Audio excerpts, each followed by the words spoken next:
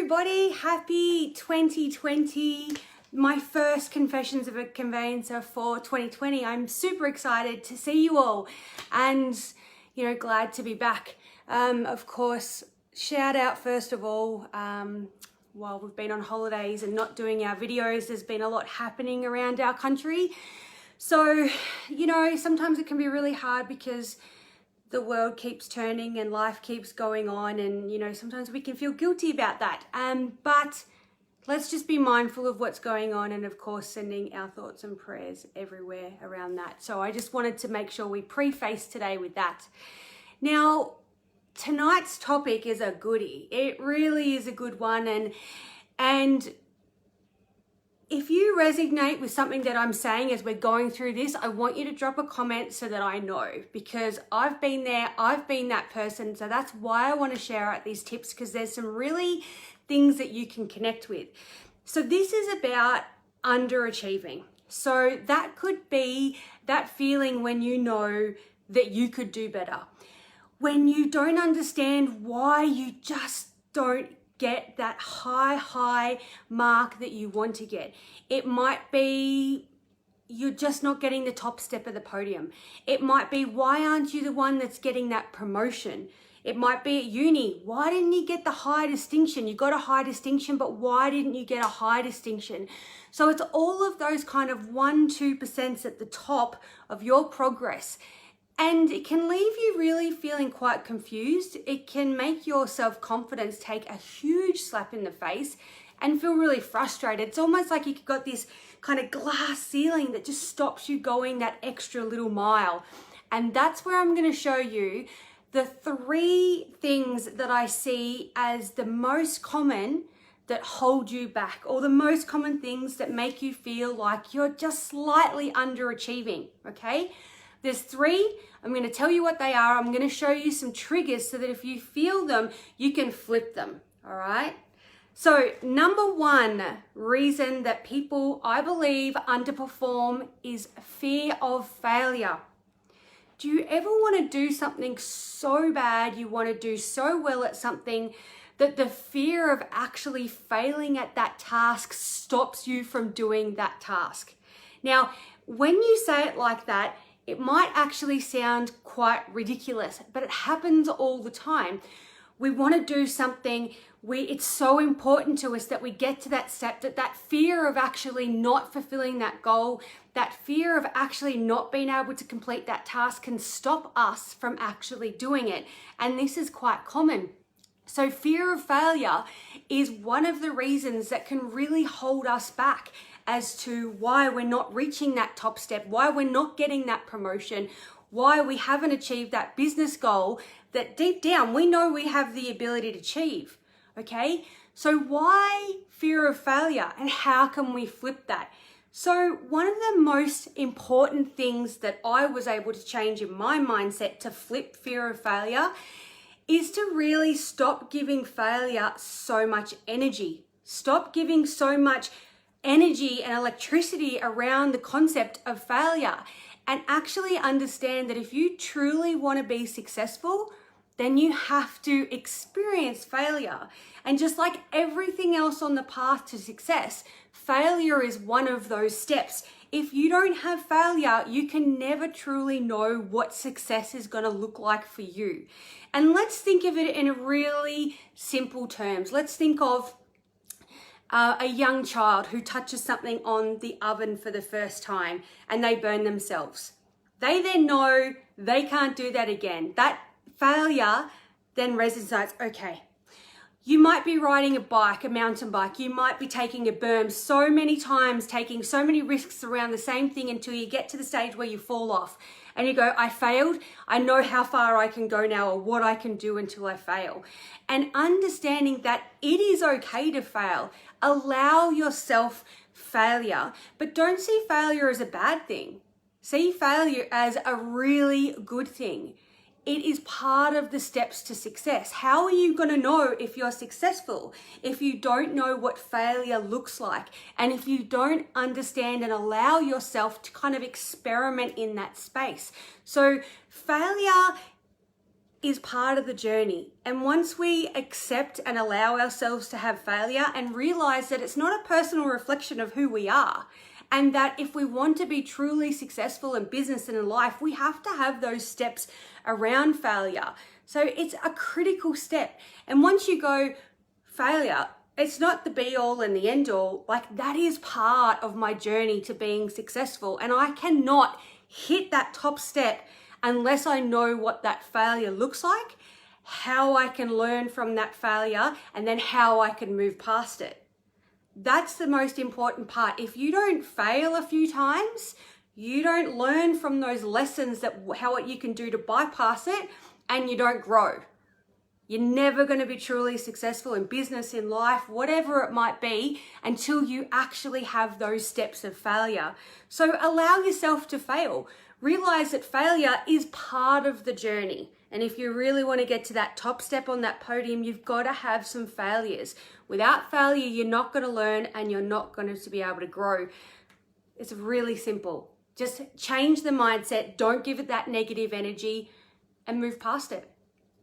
Number 2 reason, oh my gosh, if everyone can see, hi Peter, Nan and Lucas, I'm actually in my bedroom, locked in my bedroom. I'm sweltering because the air conditioner doesn't work so well in here with the doors shut, but it's school holidays, so my stepkids are here. We don't normally have them on Wednesdays, and there is no way in the world I could trust that they would be quiet. So that's why I've locked myself in here. The cricket's on TV. I could not guarantee that there would be no screaming that you could hear. So it's funny that they're commenting because they're actually in the lounge room watching me. Anyway, number 2 reason that I see a lot of people underperform and they just can't get the final step that they need to do is they're perfectionists. They're always trying to reach that perfect moment to launch a product, the perfect time to make a decision. They're working on that thesis until it's absolutely perfect. But do you know what? There is never a perfect time for anything, because the word perfect, the feeling of being perfect, is completely subjective. So what is perfect for you is not perfect for someone else. So you're waiting for this unobtainable thing. One of the biggest lessons I learned, if you take, say, 5-10% of perfectionism away, so you say, I'm going to do a task at 100%, and that's me being perfectionist. I then drop that by 5-10%, and I'm working at 90 or 95% of that kind of perfectionist trait. You become so much more productive. You allow yourself that things don't have to be perfect, and understand that there is no perfect time. There is no perfect answer. There is no perfect storm, or whatever you want to call it. And allowing yourself that tiny, tiny little bit of room to breathe and accept that this is okay makes you so much more productive, because it stops you from stopping yourself. When you think about how many times, if you've kind of got that perfectionist in you, you might think about how many times you've worked on something for 2 hours longer than you should have, or you had a really good idea for a business and you're waiting for the right time. There is never going to be the most perfect time, because the perfect time for you is not the perfect time for somebody else. And so it's not a helpful thought, thinking, I need to wait till this is perfect. I need to wait for the perfect time, the perfect weather, the whatever. That's not a helpful belief. But if you say to yourself, right now is the perfect time for me to do this, that is a helpful belief. That also strips away that element of you trying to create this unobtainable goal, and it makes you more productive. You submit that essay half an hour earlier. You make that decision without waiting for the perfect surroundings to be able to make a decision. And it makes you so much more productive because you're stopping putting that ceiling on yourself. So number 2 is around perfectionism. If you are feeling like you just keep missing the mark by the tiniest of margins, ask yourself, are you making yourself have these standards which are unobtainable? And also, sometimes think about, if it's a decision, the one thing that you throw out into the universe doesn't have to be the be all and end all. Let's say it's a business proposition and you're waiting for the perfect moment. What's to say you can't throw it out there and then let it grow organically? You might be making a business decision and then you can change that as it goes along, but you've got the flexibility to do that because you've accepted, I'm going to take back my perfectionism by 5%. And once you start to see how much more productive you are because you're giving yourself that tiny bit of freedom, that itself will make you feel better. So just remember, if you feel like that's what's stopping you because you keep looking for that perfect time, that perfect answer, that perfect solution, that perfect environment, take a deep breath, realize that perfect is subjective. What is perfect for you is not perfect for anybody else, so let it go. 90% perfection, okay? Number 3 reasons why I believe and I've seen and I myself years ago was held back and felt like I was underperforming is, but what will people think of me? Will people judge me? What are people going to say? And when we are focused on what other people will think when we're going to do something, it really changes our mindset and can really hold us back. And in this day and age where everything is online, everything is accessible, everything is out there for the whole universe, you know, we all have these limiting beliefs about worrying about people judging us, but we need to remember we need to put the focus on us. I actually read a quote just this morning. I should have brought it in the room with me. Actually, here it is. Like it was in my bedroom. This is really good timing. It actually says, when you focus on you, you grow. When you focus on shit grows. And that's really about, if you are focusing on the negative and people judging you, then that is not focusing on your growth. We need to remember too, what other people think of us is none of our business. I love that concept. What people think of us is none of our business. If we are so focused on doing the best of what we can, then what people think about us doesn't matter. And not only that, the people that really mean something to us, the people that are part of our circle or the people that we are trying to connect with, if we are doing something that is so authentic with us, they will connect with us. The people that are judging us, you've just taken them out of your circle anyway. You were never going to connect with them. You were never going to have them in your circle. So without you even knowing, because you've focused on yourself, they have moved away. So if you are stopping yourself from doing something because you're worried someone is going to judge you, you need to think about what roadblocks you've created within yourself to have that. No one else has created that. That is in our minds. And for an example, this live video, when I started doing these live videos, I think 2 years ago, I was petrified. No one was doing things like this. I was sharing out information for free. I was putting so much personality in them. Of course, I get worried about judged. Of course, I get worried what people are going to say. But do you know what became more important to me? Who misses out if I don't do this? Not only do I miss out, the people that I lead miss out, the people that I love miss out, I have to pay bills, I have to pay mortgages, you know, I visualize who misses out if I don't do something, because I can tell you it is not people that judge me that miss out.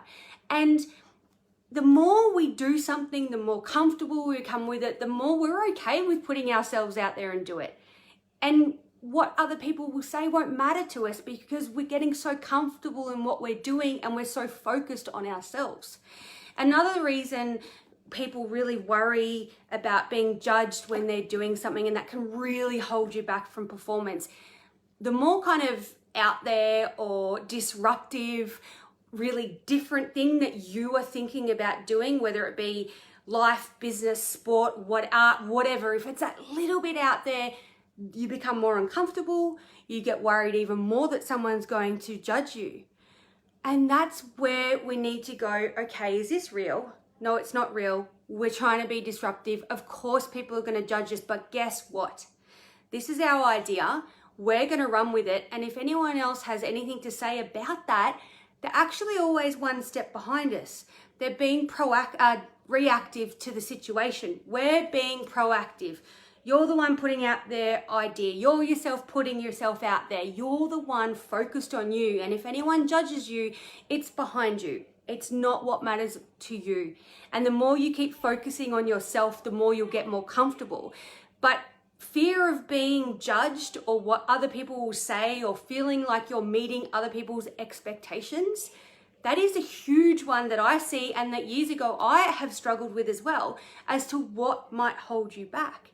But then when you start to be brave and you start to be bold and you start to see results, it almost becomes addictive.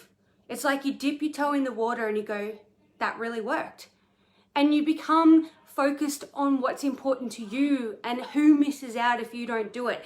If you become scared of doing something because of being judged, then I want you to have a think about what you can do with your personal development to work on your self-confidence, okay? Because what matters is what you think of yourself and that you are happy with your values and what you're doing. So I've said a few triggers there, and just to recap, they're the 3 most common things that I see in business, in life, in sport that hold people back from reaching that high potential. And to be completely vulnerable, to this day, I still believe that I underachieved in my cycling career, and it's a burden that I've held ever since I put down my track bike 10 years ago. And when I retired from my cycling career, I actually had just broken an Australian record for my age group and won a national championship, 2 national championships for my age group. And the next day I retired, and I still felt that next day that I was underachieving and that I hadn't achieved my goals.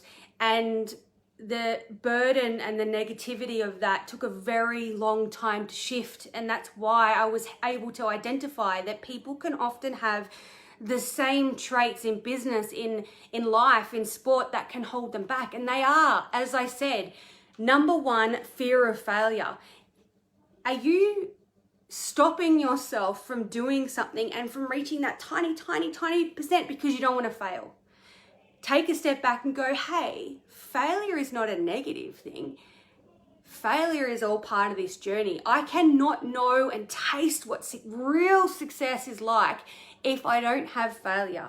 If I don't push so hard, or I don't experiment a little bit too hard, I don't, push the boundaries, allow myself to be creative, whatever space you're in, if you don't push enough to get to the point of failure, you don't give yourself the opportunity to learn and grow from that experience so that your knowledge base continues, and then you know what to do to reach success. You cannot have success without failure.